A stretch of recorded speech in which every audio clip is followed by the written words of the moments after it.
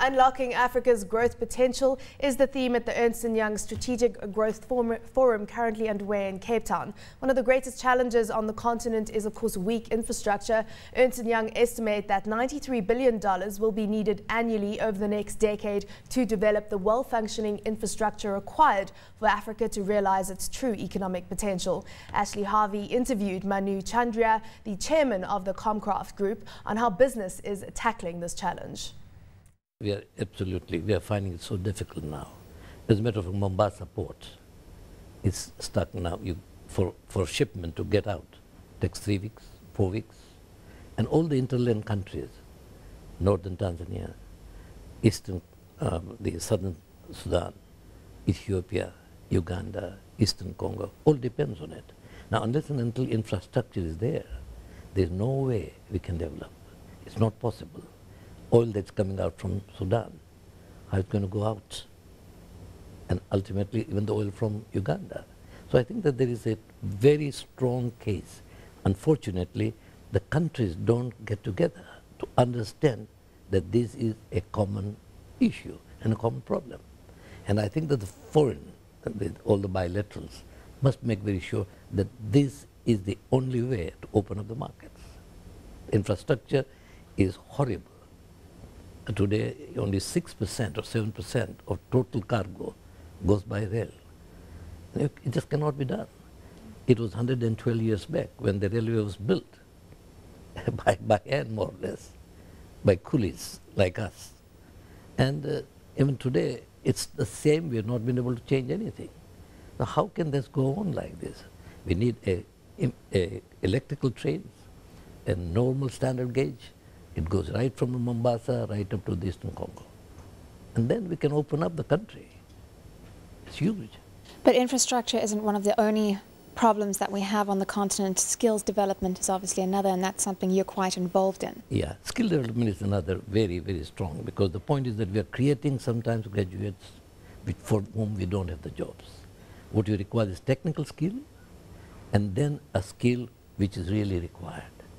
Now, today we are trying to see that we can set up as many business schools, as many schools for training, not the engineers, but training the normal skilled people so that they can go and operate the companies, operate the machines, equipment, and turn around. So there is a huge gap between the top and the requirement. And unless and until we can find the talents within the companies and push them, give them scholarships, let them go in the evening classes, we cannot build anything. It's very difficult. After 62 years of doing business on the continent, what are some of the lessons that you've learned? Lessons, I think that first is our governments must wake up. Most of the countries, the government is so bureaucratic, unbelievable. And there's so much of politics. Politics does not bring food on the table for children. Unless and until that attitude is changed and say politics is necessity for every country, but it cannot be a complete run by everything. And most of the countries, you are finding it now that politics is taking such a huge time and effort and the cost, unfortunate, so that the really underlying growth cannot take place.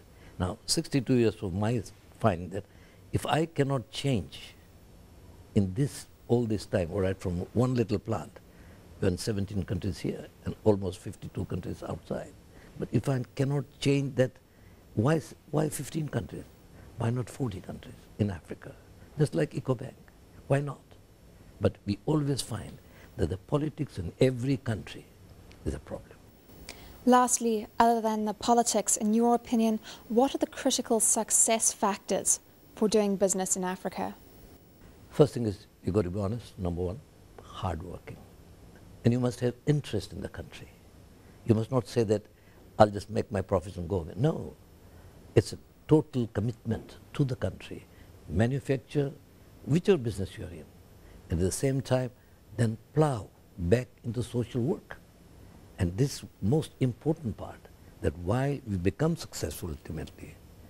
And that's what we say, that there are many successful people, but they cannot make a difference unless you make a difference and become significant. That's the difference between success and significant. And I think there are many enlightened companies in Africa today. They can make this difference from success to significant. They understand what the country needs and how they can be provided though.